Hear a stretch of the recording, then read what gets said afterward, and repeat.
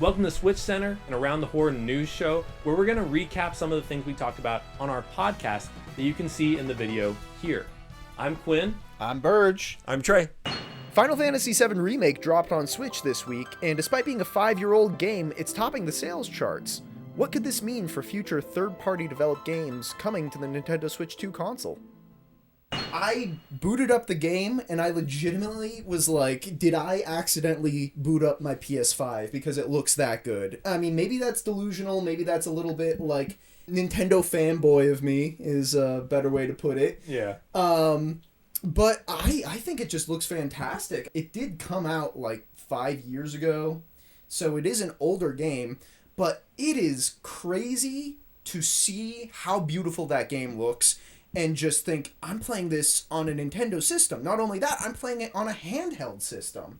That is crazy. Skyrim on the Switch 2, though, once they made the Switch 2 version, did you see that whole debacle? No, I have no idea. It was literally like a full second behind in input lag. Really? On launch, yeah.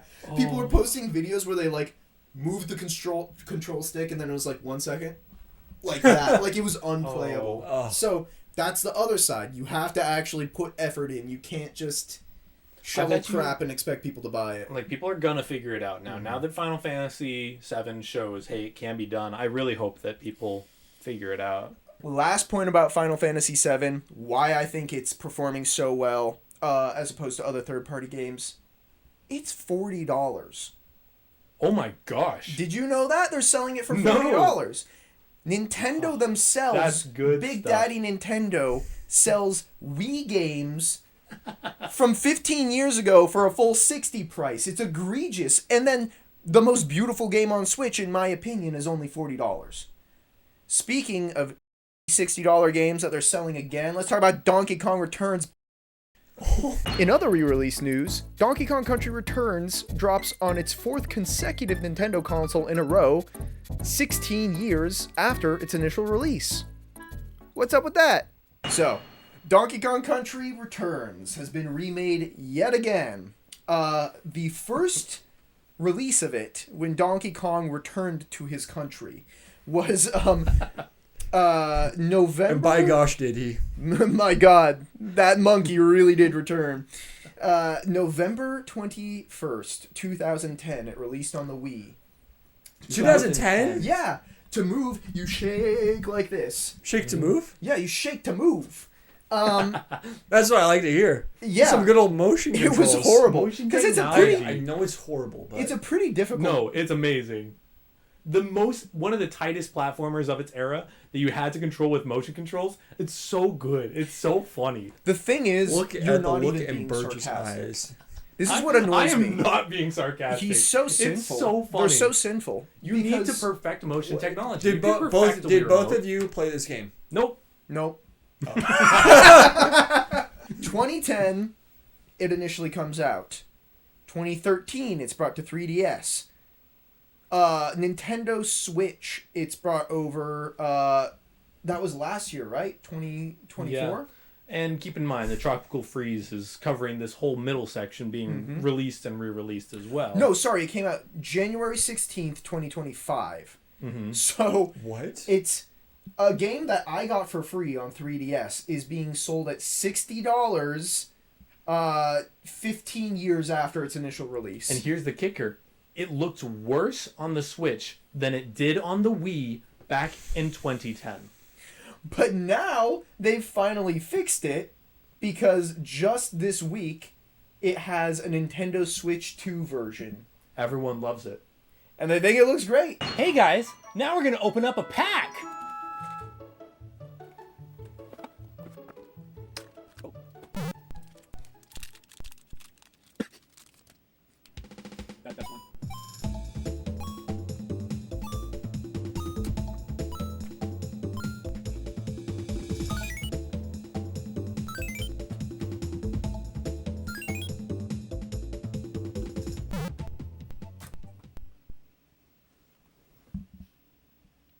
Was that it?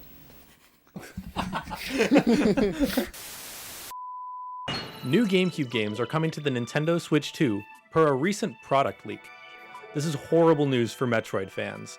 And Pikmin 2 released on the Switch for $30 pretty recently. So now we can just get it for free? Let's talk about that. Speaking of Nintendo selling bad remakes for egregious amounts of money, Pikmin 2 is coming to the GameCube Virtual Console. Yo. And is Pikmin already 2? released as Okay. a cartridge to buy. Already? Yeah, so you can pay $30 for it or get an online membership. Oh. You might ask, okay, what's the difference? This cartridge What's the version difference? must be better. Right. Yeah. As we ask. Now, here's the thing. If you get the cartridge version, Right. you get a litany of glitches and errors that will make your console stop working. Okay, and what's the trade-off? You get nothing. Okay. You lose. So all of the glitches have been fixed, but that was a really big issue when it first came out. The Pikmin 1 and Pikmin 2 Yeah. didn't even get a remake. They just got re-released on Okay. Switch. It was a very cool thing. So you could have Pikmin 1, 2, 3, and 4 on your Switch. Very fun. But playing 1 and 2 on the Switch 2 kept crashing. Specifically Pikmin 2. People were getting really frustrated with it.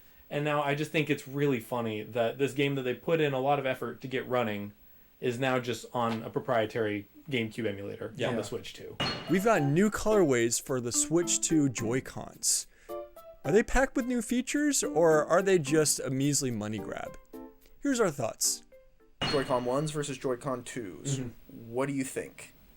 Off rip, I think I've held the Joy-Con 2s at least once, and I feel like, do you remember when we were in design school and they told us, like, specifically some products, they add weights to them in order to make them heavier and in order to make them feel like a higher quality? I remember that about Beats by Dre specifically, is they're actually a very cheap pair of headphones. But if you rip them apart, there's technically weights inside the headphones that make them heftier. And I just think from a personal standpoint, like looking at those, it's a tiny bit larger, and it just has like a weight to it that kind of conforms well to my hand, and I'm like I like holding this. Like, this is good, this is comfortable. So, these are the new ones that they announced. Still the same color gray, except the inside is now teal and purple. And I was just wondering, as someone who's created a lot of different colorways for products in your design career, what do you think of this? What, how would you improve it? Or do you think it's freaking radical? Y'all remember Pretty Patties from SpongeBob SquarePants? Those things sold like hotcakes. Yeah. Like, when you think about that episode, and it was just SpongeBob recoloring these Krabby Patties. And I say that as a joke, but also it's just like, to go with like the different colorways from the original. Like, I like that there was some differentiation, some ways to customize those. And now to add on to what you're saying, like that color's hidden. I just think about, like, if I were in middle school when the original Switch came out, and I pulled that out in my classroom, like, yo, this is my Switch. Everyone's like, yo, that's so cool. It's so quirky. Yeah. It's got, I'm like, yeah, I got these specific colors for this one. It's customizable. It's like, oh, it's so cool. And then I play my little game. You know, it's fun, like Breath of the Wild. Now I'm in high school. I don't want to be seen with those colors. I don't want to be seen with that quirky red. So I pull out my Switch 2, which is clean. It's crisp. It reminds me of Tron Legacy, because the only two colors that appear is a little bit of blue, a little bit of red. It does remind me of Tron Legacy a little bit. Well, guys, thank you for tuning in for another episode of Switch Center. We went kind of off the rails this one. We're gonna make Quinn have to actually edit it, so Big edit. sorry about that, future Quinn. It's going to be a Sorry. great product, though. I think we touched on a lot of fun topics, and we really dove into them in some fun Yeah. ways. Hopefully it's some things that you hadn't thought of or you haven't thought of in a while that can get you excited for this new era of Nintendo.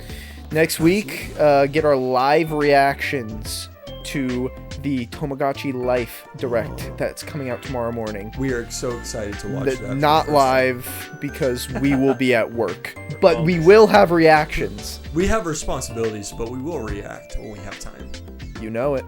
Thank you for watching. Bye. Bye.